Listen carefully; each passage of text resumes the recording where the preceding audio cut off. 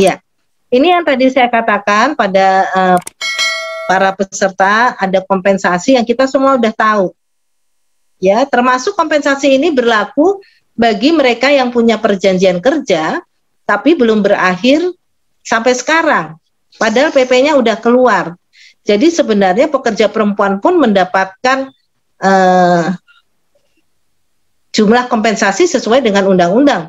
Yang dikatakan kalau setahun 12 bulan berarti mendapat 1 bulan upah. Kalau kontraknya 1 tahun. Kalau kontraknya kurang dari 1 tahun, dia per 12. Ya. Jadi per 12 kali satu bulan gaji begitu ya penghasilan. Nah, ya tadi sempat disinggung oleh Ibu narasumber pertama bahwa ada perbedaan pemberian upah ya. Ini terima kasih sekali karena saya pernah melakukan penelitian tapi bidang hukum pada sekitar tahun 2013 ya, sudah lama sekali, sudah 8 tahun yang lalu, mengenai pengupahan ya di seluruh Indonesia, termasuk mengenai diskriminasi upah ya. Nah waktu itu saya menemukan tidak ada gitu ya diskriminasi upah gitu. Apakah metode penelitian saya salah atau bagaimana ya? Untuk pekerjaan yang sama tidak ada diskriminasi upah. Namun memang benar ada perbedaan-perbedaan dalam pajak dan dalam tadi disebutkan juga sebagai misalnya wanita itu sebagai pencari nafkah utama misalnya ya, kebetulan suaminya tidak bekerja gitu ya. Nah, itu bagaimana gitu. Nah ini saya baru mengetahui bahwa ternyata banyak juga terjadi diskriminasi upah. Nah, dalam kompensasi tentu saja pekerja wanita juga berhak mendapat kompensasi walaupun tadi disebutkan ada diskriminasi dalam pengupahannya ya, mungkin di perjanjian kerjanya dan sebagainya. Mohon dilanjutkan, mohon izin.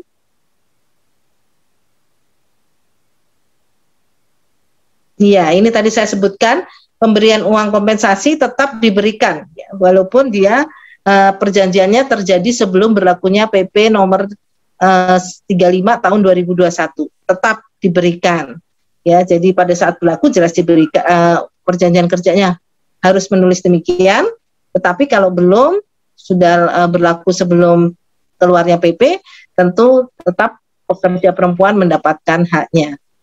Baik, mohon diteruskan ke bawah lagi.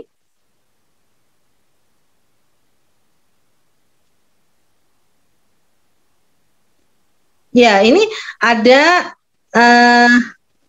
juga khusus UMKM.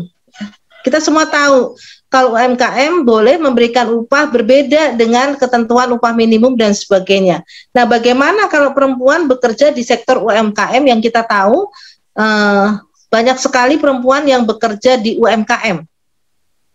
Ya, termasuk mereka yang bekerja dengan perusahaannya menjual di marketplace. Itu banyak pekerja perempuan saya melihat ya, banyak di sosial media, ya apapun sosial media itu, di marketplace itu banyak sekali pekerja perempuan yang bekerja pada sektor UMKM ya, walaupun di marketplace tapi dia UMKM.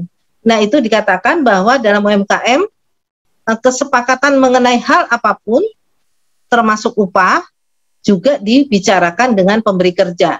Ya, apakah itu perusahaan ataukah perorangan, tetapi pemberi kerja. Artinya apa? Artinya tentu pekerja-pekerja perempuan ini mungkin sekali mendapat upah jauh atau memang di bawah upah minimum. Ya, ini memang dimungkinkan oleh undang-undang. Apakah kemudian kita bicara undang-undang tidak melindungi? Ya, kalau saya pribadi mengatakan setiap hal yang diatur dalam undang-undang tentu punya tujuan atau kepentingan. Tujuannya ada tujuan politis ya, tujuan ekonomi ada, sosiologis ada, filosofis ada. Nah, apakah pekerja-pekerja yang bekerja di UMKM ya dilindungi oleh undang-undang karena dia boleh diberikan upah dengan kesepakatan. Nah, menurut saya undang-undangnya di mana? Undang-undangnya ketika terjadi kesepakatan di antara para pihak. Yang kita kenal di dalam ilmu hukum itu perjanjian yang dibuat para pihak menjadi atau berlaku sebagai undang-undang bagi para pihak yang membuat. Nah, silakan mohon diteruskan berikutnya.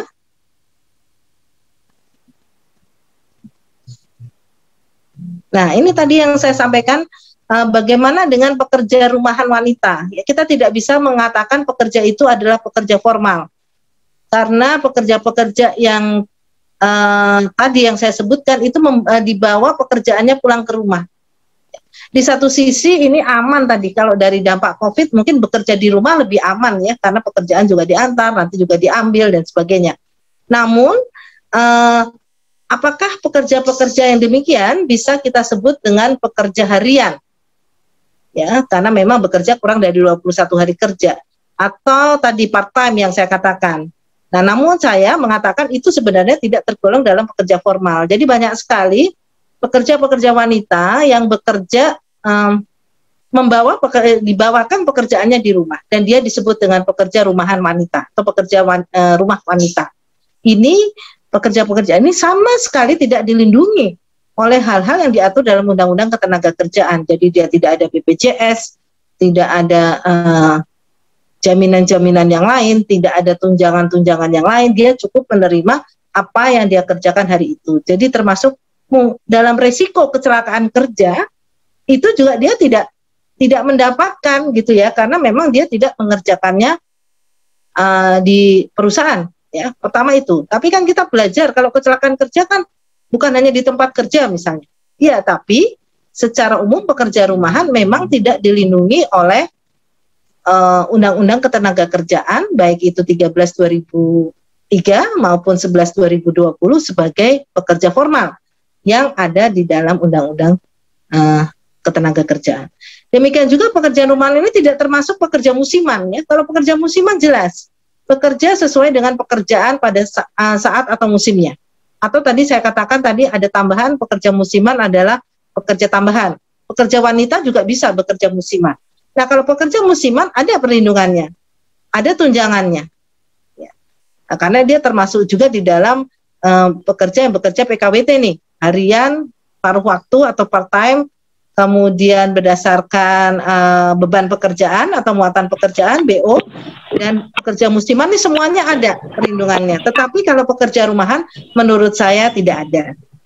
Menurut perlindungannya menurut Undang-Undang Ketenagakerjaan. Baik, mohon diteruskan.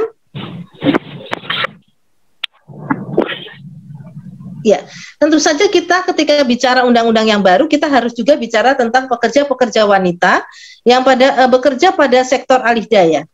Berdasarkan Undang-Undang 11 tahun 2020 Yungto PP 35 tahun 2021, hal yang paling penting yang saya dapatkan dari perbedaannya adalah pekerja outsourcing sekarang apabila mengalami masalah tidak lari atau tupe dulu istilahnya dengan putusan MK, tidak lari tanggung jawabnya kepada perusahaan pengguna, tetapi tetap kepada perusahaan outsourcing. Kalau perusahaan outsourcing yang satu bermasalah, maka akan dipindahkan pada tanggung jawab perusahaan outsourcing berikutnya. Jadi perusahaan pengguna ini tidak lagi bertanggung jawab atas perusahaan, pekerja alih daya. Kedua, mungkin ada pembicaraan di dalam Undang-Undang 11 2020 dan PP tidak pernah dibicarakan jenis pekerjaan outsourcing. Ya, kalau di 13/2003 jenisnya adalah pekerjaan, kemudian Trans 19 2012 hanya 5 pekerjaan yang boleh dipekerjakan outsourcing. Tetapi pada PP yang baru ini dan undang-undang yang baru ini tidak ada. Apakah ini artinya semua pekerjaan boleh di-outsourcing-kan? Pada pasal-pasal itu, ya pasal terkait outsourcing 64 sampai 66 itu bicara apa? Undang-Undang 11 2020 tidak mengubah pasal 64 sampai 66. Ya, maka kita tetap bisa berpedoman pada Undang-Undang 13 tahun 2003. Itu menurut pendapat saya demikian. Nanti silahkan barangkali ada yang mau berdiskusi atau mengkritisi pendapat saya. Baik, bisa diteruskan ke bawah.